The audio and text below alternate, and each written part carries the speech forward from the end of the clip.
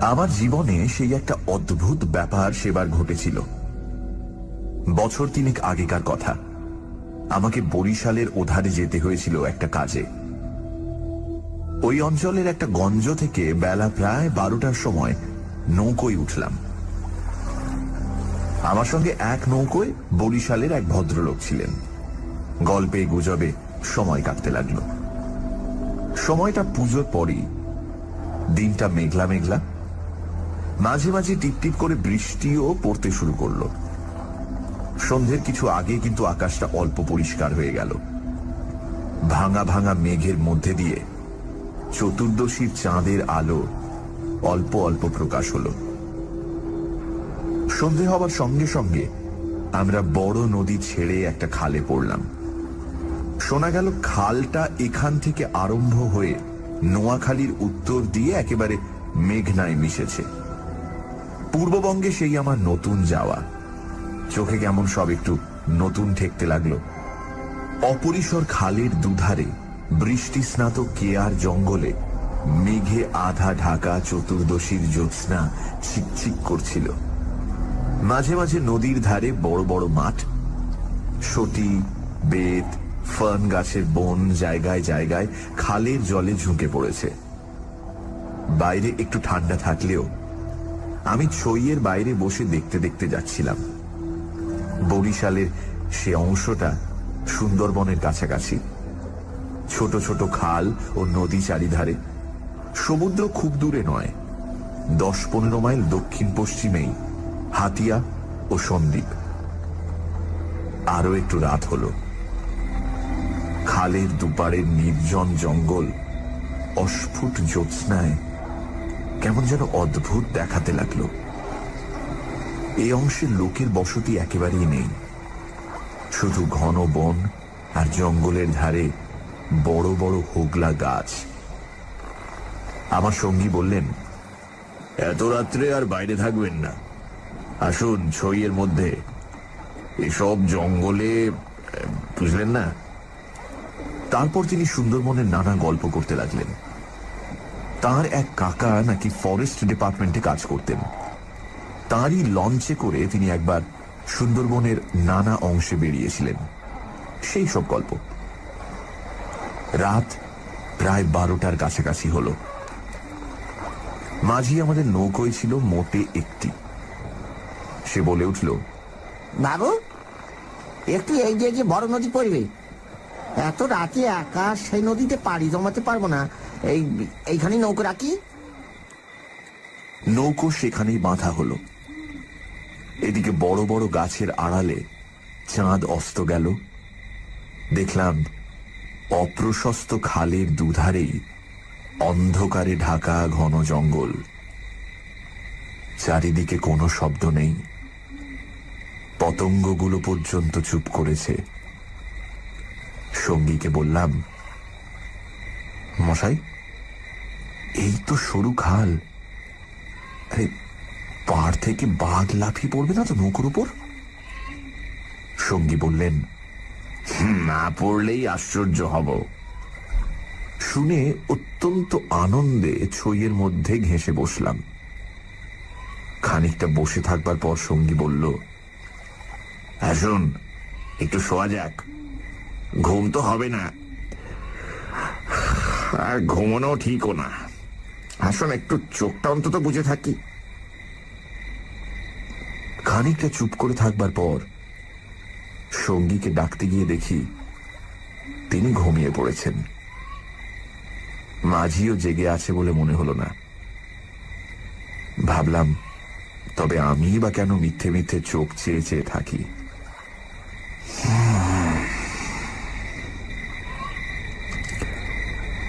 তারপর যা ঘটল সেটি আমার জীবনের এক অদ্ভুত অভিজ্ঞতা।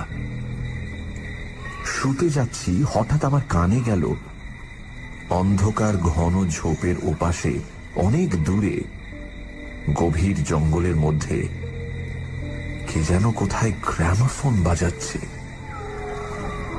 তাড়াতাড়ি উঠে বসলাম। গ্রামোফোন?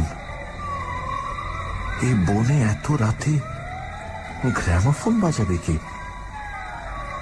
কান পেতে শুনলাম গ্রামোফোন না, অন্ধকার হিজল হিমতাল গাছগুলো যেখানে খুব ঘন হয়ে আছে সেখান থেকে কারা যেন উচ্চ কণ্ঠে আর্ত করুণ সুরে কি যেন বলছে। খানিকটা শুনে মনে হলো সেটা একাধিক লোকের সমবেত কণ্ঠস্বর। প্রতিবেশীর তেতলার ছাদে গ্রামোফোন বাজলে যেমন খানিকটা স্পষ্ট খানিকটা অস্পষ্ট অথচ বেশ একটা একটানা সুরের ঢেউ এসে কানে পৌঁছয়, এও অনেকটা সেইভাবে। মনে হলো যেন কতকগুলো অস্পষ্ট বাংলা ভাষার শব্দ কানে গেল, কিন্তু ধরতে পারা গেল না কথাগুলো কি। শব্দটা মাত্র মিনিট খানিক স্থায়ী হলো, তারপরই অন্ধকার বনভূমি যেমন নিস্তব্ধ ছিল আবার তেমনি নিস্তব্ধ হয়ে গেল। তাড়াতাড়ি ছইয়ের বাইরে এলাম। চারিপাশের অন্ধকার ঝিঙের বিচির মতন কালো, বনভূমি নীরব, শুধু নৌকোর তলায় ভাটার জল কলকল করে বাঁধছে, আর শেষ রাতের বাতাসে জলের ধারে কেয়া ঝোপে এক ধরনের অস্পষ্ট শব্দ হচ্ছে। পাড় থেকে দূরে হিজল গাছের কালো গুঁড়িগুলোর অন্ধকারে এক অদ্ভুত চেহারা হয়েছে। ভাবলাম সঙ্গীদের ডেকে তুলি, আবার ভাবলাম বেচারিটা ঘুমোচ্ছে, ডেকে কি হবে, তার চেয়ে বরং নিজে জেগে বসে থাকি। দাঁড়িয়ে দাঁড়িয়ে একটা সিগারেট ধরালাম, তারপর আবার ছইয়ের মধ্যে ঢুকতে যাব এমন সময় সেই অন্ধকারে ঢাকা বিশাল বনভূমির কোন অংশ থেকে সুস্পষ্ট উচ্চ আর্ত করুণ কণ্ঠের মতো তীক্ষ্ণ স্বর তীরের মতন জমাট অন্ধকারের বুক চিরে আকাশে উঠল। তোমরা কারা যাচ্ছ? আমরা শ্বাস বন্ধ হয়ে পড়লাম, আমাদের উঠাও, আমাদের বাঁচাও। নৌকোর মাঝিটা ধর্মর করে জেগে উঠল।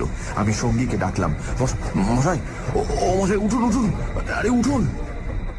মাঝি আমার কাছে ঘেঁষে এলো, ভয়ে তার গলার স্বর কাঁপছিল। বললে, আল্লাহ আল্লাহ, শুনতে পেয়েছেন বাবু? শুনতে পেয়েছেন আপনি?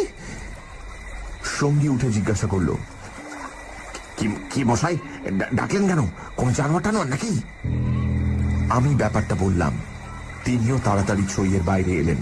তিনজনে মিলে কান খাড়া করে রইলুম। চারিদিক আবার চুপ। ভাটার জল নৌকোর তলায় বেঁধে আগের চেয়েও জোরে শব্দ হচ্ছিল। সঙ্গী মাঝিকে জিজ্ঞেস করলেন, এটা কি তবে? মাঝি বললে, হ্যাঁ বাবু, মাই কীর্তিপাশার গড়। সঙ্গী বললে, তবে তুই এত রাতে এখানে নৌকো রাখলি কেন? বেকুব কোথাকার! মাঝি বললে, 380 বলেই রেখেছিল বাবু। ওই ভাটার টানে নৌকো পিছিয়ে দেওয়া তো জো ছিল না। কথাবার্তার ধরন শুনে সঙ্গীকে বললাম, কি মশাই, কি ব্যাপার? আপনি কিছু জানেন নাকি? ভয় যত না হোক, বিস্ময়ে আমরা কেমন হয়ে গিয়েছিলাম। সঙ্গী বললেন, ওরে, তোর সে কেরোসিনের ডিবেটা জাল। আরে আলো জেলে বসে থাকা যাক, রাত তো এখনো ঢের। মাঝিকে বললাম, তুই শব্দটা শুনতে পেয়েছিলি? সে বলল, হ্যাঁ বাবু, এই আওয়াজ কানে গিয়েই তো আমার ঘুম ভেঙে গেল। আমি আরো দুবার নৌকো বেরিয়ে যেতে যেতে ও ডাক শুনেছি। সঙ্গী বললেন, এটা এই অঞ্চলের একটা অদ্ভুত ঘটনা। তবে এই জায়গাটা সুন্দরবনের সীমানায় বলে আর এই অঞ্চলে কোনো লোকালয় নেই বলে শুধু নৌকোর মাঝিদের কাছে এটা সুপরিচিত। এর পেছনে একটা ইতিহাস আছে, সেটা অবশ্য নৌকোর মাঝিদের পরিচিত নয়। সেইটা আপনাকে বলি, শুনুন। তারপর কেরোসিনের ডিবার আলোয় অন্ধকার বনের বুকের মধ্যে বসে সঙ্গীর মুখে কীর্তি পাশার গড়ের ইতিহাসটা শুনতে লাগলাম। 300 বছর আগের কথা। মুনিম খাঁ তখন গৌড়ের সুবেদার। এই অঞ্চলে তখন 12 ভূঁইয়ার 2 প্রতাপশালী ভূঁইয়া, রাজা রামচন্দ্র রায় ও ঈসা খাঁ মসনদে আলীর খুব প্রতাপ।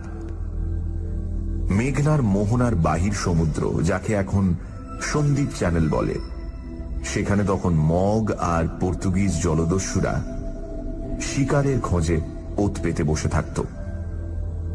সে সময় এখানে এরকম জঙ্গল ছিল না। এই সমস্ত জায়গা কীর্তি রায়ের অধিকারে ছিল। এইখানে তার সুদৃঢ় দুর্গ ছিল। মগ জলদস্যুদের সঙ্গে তিনি অনেকবার লড়েছিলেন। তার অধীনে সৈন্য সামন্ত, কামান, যুদ্ধের কোষা সবই ছিল। সন্দ্বীপ তখন ছিল পর্তুগিজ জলদস্যুদের প্রধান আড্ডা। এদের আক্রমণ থেকে আত্মরক্ষা করবার জন্য এই অঞ্চলের সকল জমিদারকেই সৈন্যদল দৃঢ় করে গড়তে হতো। এ বনের পশ্চিম ধার দিয়ে তখন আরেকটা খাল বড় নদীতে পড়ত। বনের মধ্যে তার চিহ্ন এখনো আছে।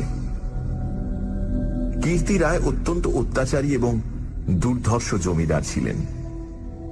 তার রাজ্যে এমন সুন্দর মেয়ে কমই ছিল যে তার অন্তঃপুরে একবার না ঢুকেছে।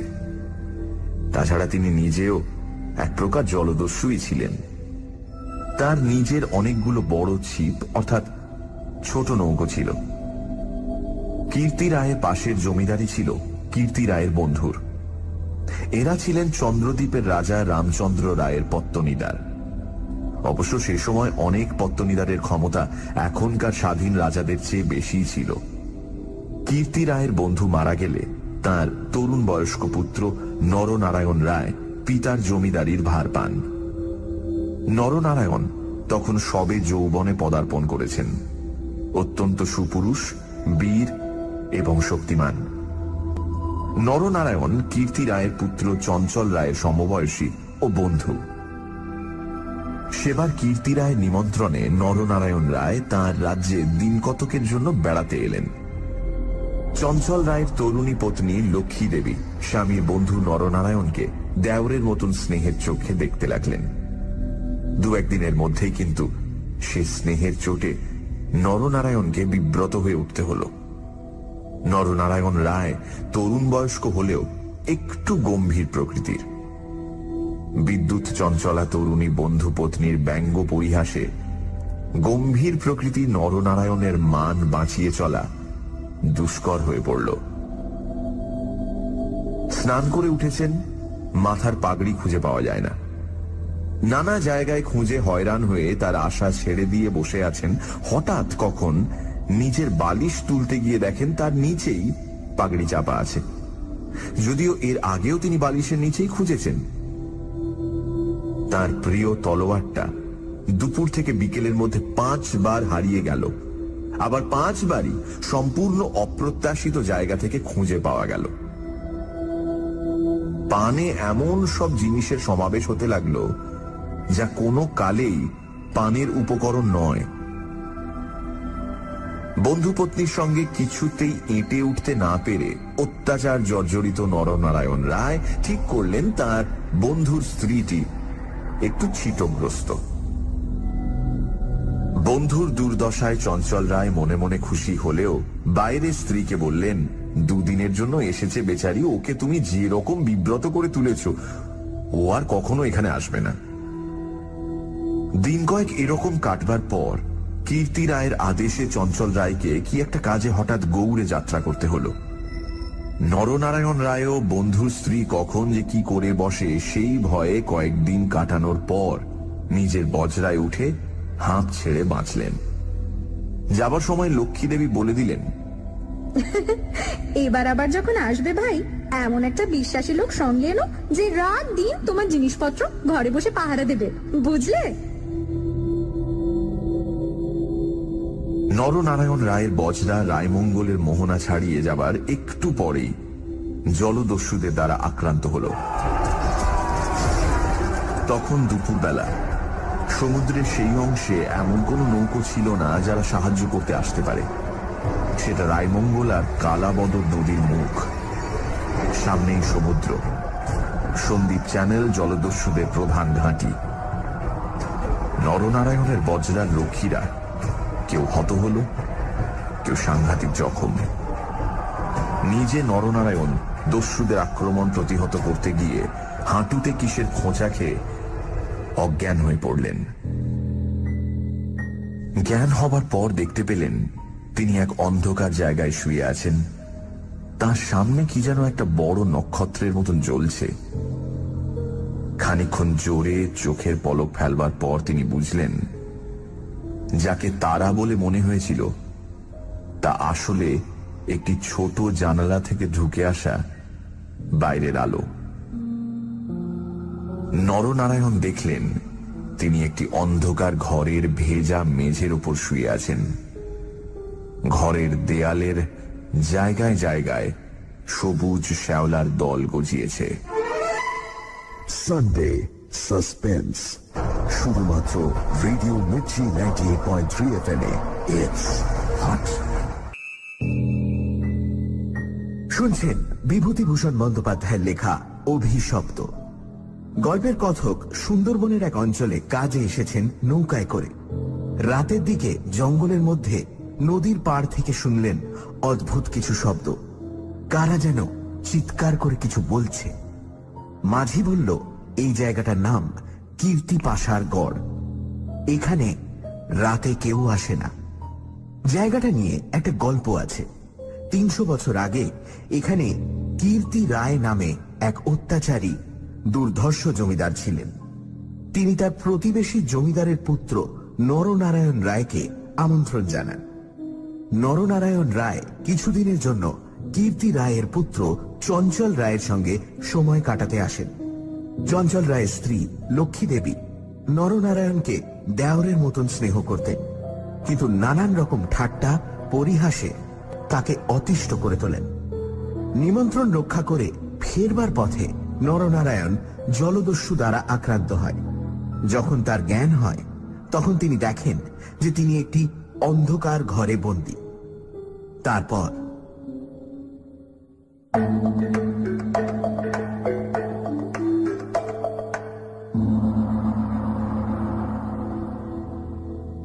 আরো কদিন, আরো কটা রাত কেটে গেল। কেউ তার জন্য কোনো খাবার আনলো না। তিনি বুঝলেন যারা তাকে এখানে এনেছে তাকে না খেতে দিয়ে মেরে ফেলাই তাদের উদ্দেশ্য। মৃত্যু, সামনে নির্মম মৃত্যু। সেদিনটাও কেটে গেল। আঘাতজনিত ব্যথায় এবং ক্ষুধা তৃষ্ণায় অবসন্ন নরনারায়ণের চোখের সামনে থেকে জানালার শেষ আলোটাও মিলিয়ে গেল। তিনি অন্ধকার ঘরের পাথরের মেঝেতে শুয়ে অধীরভাবে মৃত্যুর অপেক্ষা করতে লাগলেন। অনেকক্ষণ পরে, কতক্ষণ পরে তা তিনি বুঝতে পারলেন না, হঠাৎ আলো চোখে লেগে তার তন্দ্রা ঘোর কেটে গেল। বিস্মিত নরনারায়ণ চোখ মেলে দেখলেন তার সামনে প্রদীপ হাতে দাঁড়িয়ে তার বন্ধুর স্ত্রী লক্ষ্মী দেবী। কথা বলতে গিয়ে লক্ষ্মী দেবীর ইঙ্গিতে নরনারায়ণ থেমে গেলেন। লক্ষ্মী দেবী হাতের প্রদীপটি আঁচল দিয়ে ঢেকে নরনারায়ণকে তার অনুসরণ করতে ইঙ্গিত করলেন। একবার নরনারায়ণের সন্দেহ হল এসব স্বপ্ন নয় তো, কিন্তু ওই যে দীপশিখার উজ্জ্বল আলোয় ভিজে দেয়ালে সবুজ শ্যাওলার দল স্পষ্ট দেখা যাচ্ছে।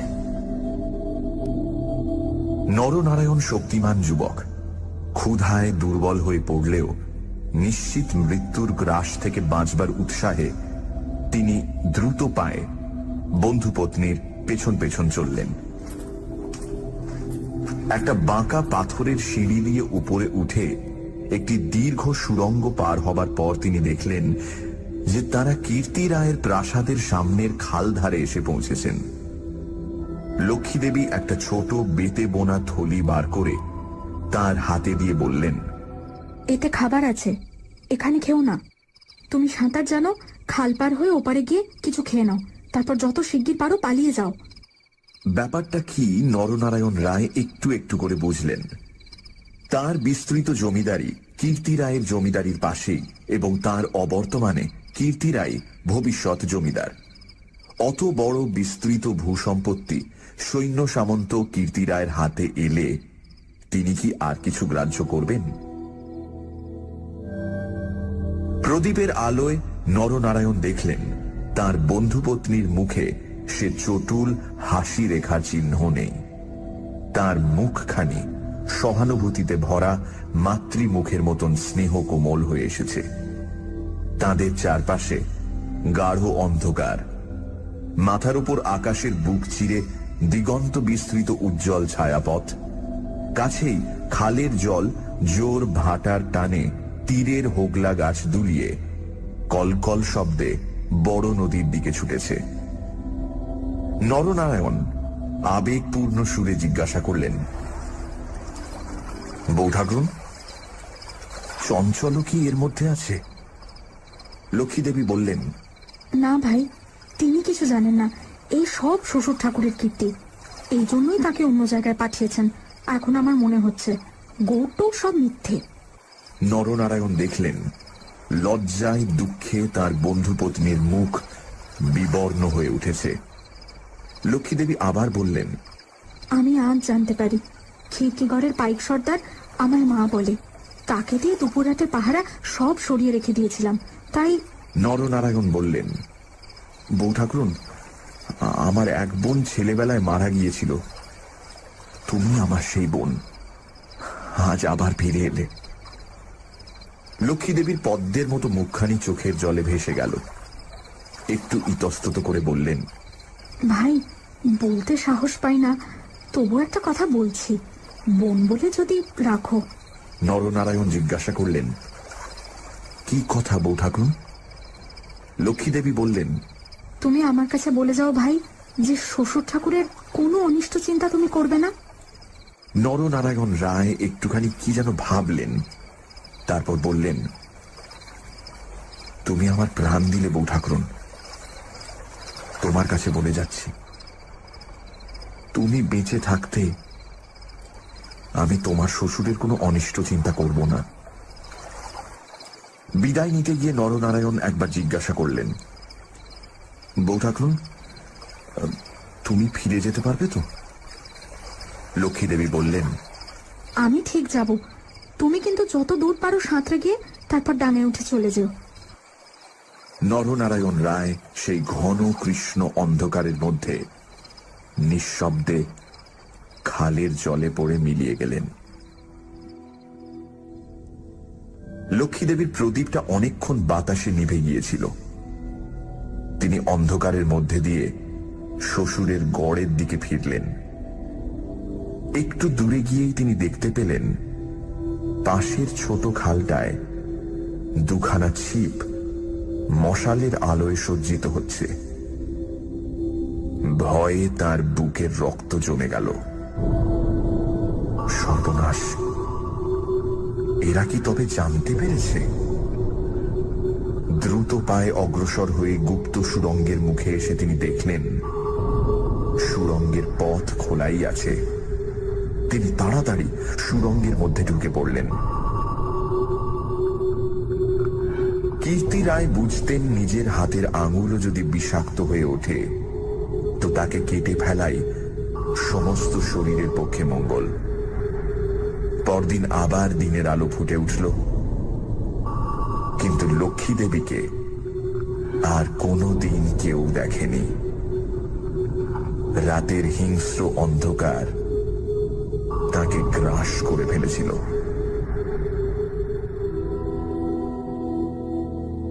নরনারায়ণ রায় নিজের রাজধানীতে বসে সব শুনলেন। গুপ্ত সুড়ঙ্গের দুধারের মুখ বন্ধ করে কীর্তি রায় তাঁর পুত্রবধূর শ্বাসরোধ করে তাকে হত্যা করেছেন। শুনে তিনি চুপ করে রইলেন।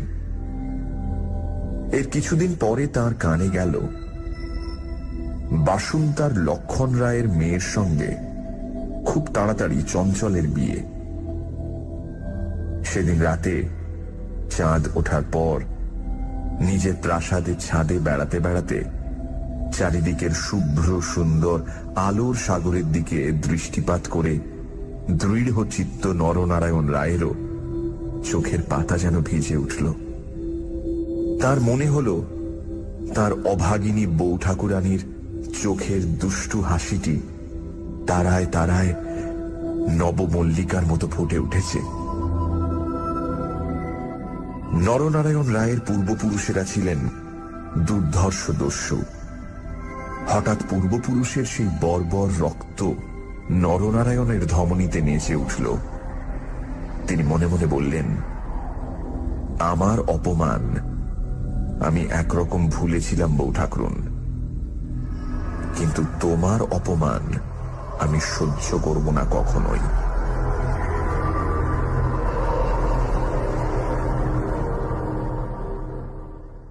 কিছুদিন কেটে গেল।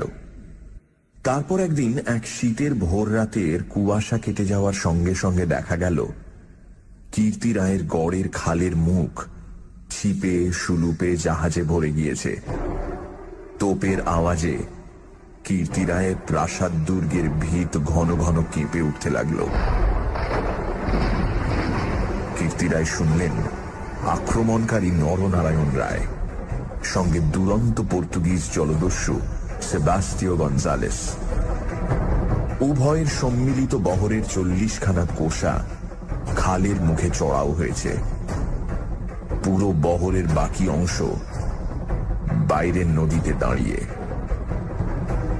এই আক্রমণের জন্য কীর্তি রায় আগে থেকে প্রস্তুত ছিলেন। কেবল প্রস্তুত ছিলেন না, নরনারায়ণের সঙ্গে গঞ্জালেসের যোগদানের জন্য। এই কীর্তি রায়ের কাছে সম্পূর্ণ অপ্রত্যাশিত ঘটনা।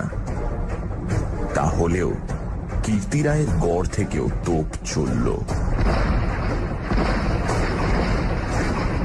গঞ্জালেস সুদক্ষ নৌবীর। তার পরিচালনে 10খানা সুলুপ চড়া ঘুরে গড়ের পাশের ছোট খালে ঢুকতে গিয়ে কীর্তি রায়ের নৌবাহিনীর এক অংশ দ্বারা বাধা প্রাপ্ত হল।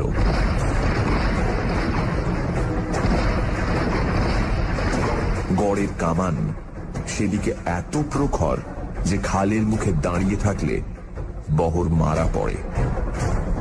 গঞ্জালেস 2খানা কামানবাহী সুলুপ ছোট খালের মুখে রেখে বাকিগুলো সেখান থেকে ঘুরিয়ে এনে চড়ার পিছনে দাঁড় করালো।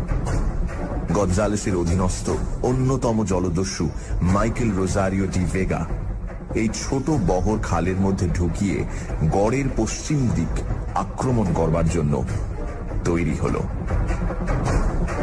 অতর্কিত আক্রমণে কীর্তি রায়ের নৌবাহিনী শত্রু বহর দ্বারা ছিপিয়াঁটা বোতলের মতন খালের মধ্যেই আটকে গেল। বাইরের বড় নদীতে গিয়ে যুদ্ধ দেবার মতন ক্ষমতা তাদের আদৌ রইল না। তবুও তাদের বিক্রমে রোজারিও অনেকক্ষণ পর্যন্ত কিছু করে উঠতে পারলেন না। কীর্তি রায়ের নৌবহর দুর্বল ছিল না।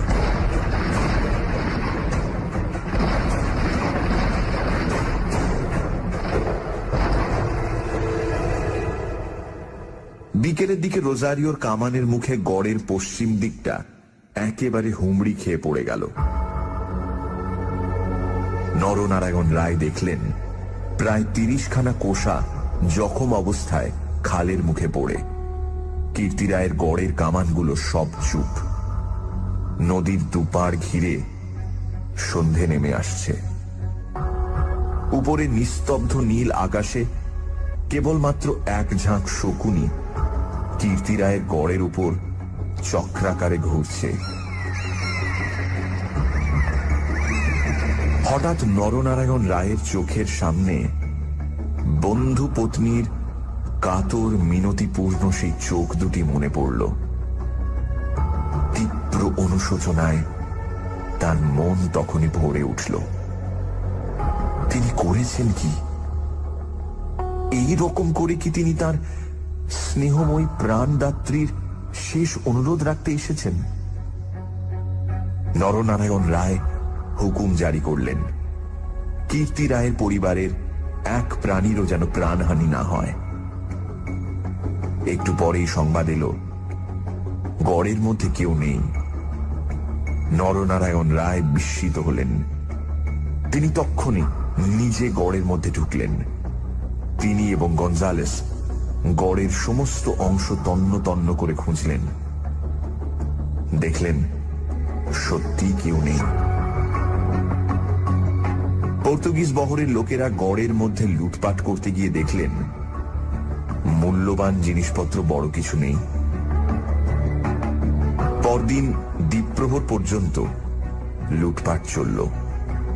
কীর্তি রায়ের পরিবারের একটি প্রাণীরও সন্ধান পাওয়া গেল না। দুপুরে কেবলমাত্র দুখানা সুলুক খালের মুখে পাহারা রেখে নরনারায়ণ রায় ফিরে চলে গেলেন।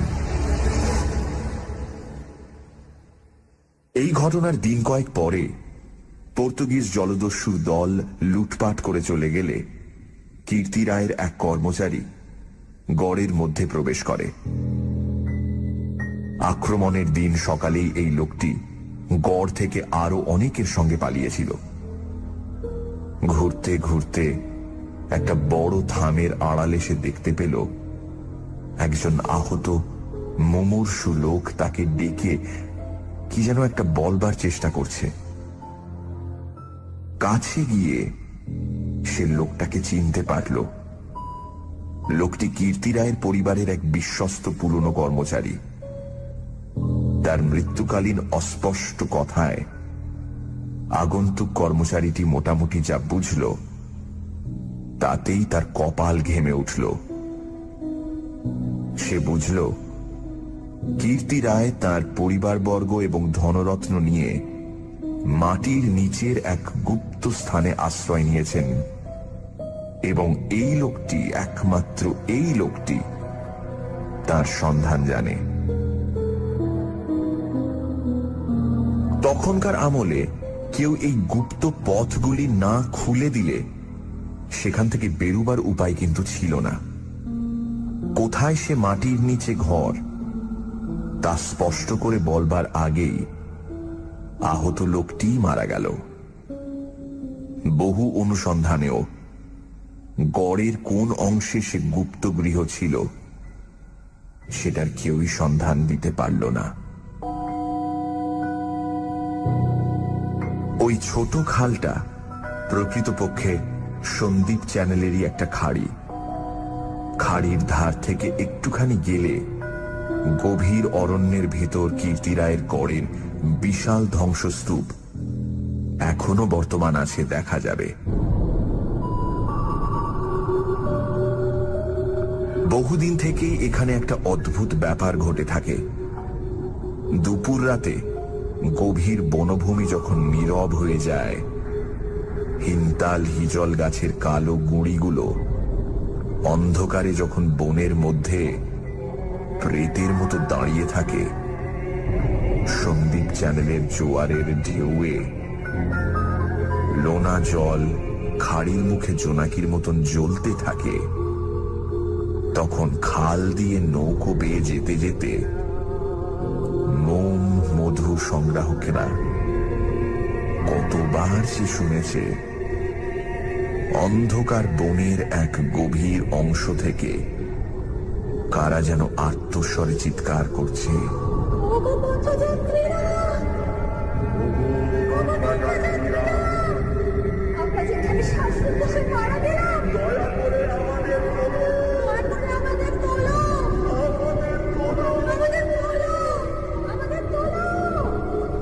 ভয়ে বেশি রাতে এ পথে কেউ নৌকা বাইতে চায় না।